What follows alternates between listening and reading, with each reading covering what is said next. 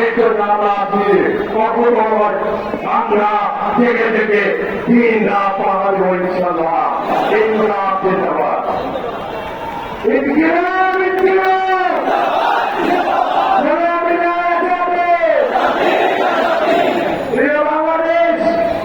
আজকে আমাদেরকে কয়েক পরিচয় করতে হবে।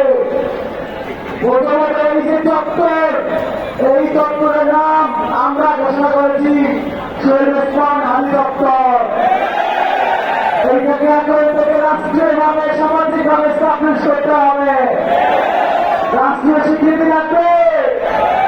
দ্বিতীয় কথা, আমাদের হাবি ভাই আপনারা জানেন তিনি কাউতারা লড়াই করার জন্য ইনকিলাব কাউতারা সেন্টার প্রতিষ্ঠা করেছিলেন। সেই সেন্টার এই দিল্লি তারাও গুজরাটে বসে মোদির মুখে আগুন জ্বালিয়ে দিয়েছিল। আমরা চাই মোদির মুখে আগুন পাওয়া যাবে। এই যে ব্যক্তিগতভাবে জানেন ইনকিলাব কাউতারা সেন্টারকে রাষ্ট্রীয় পৃষ্ঠপোষকতা দিতে হবে।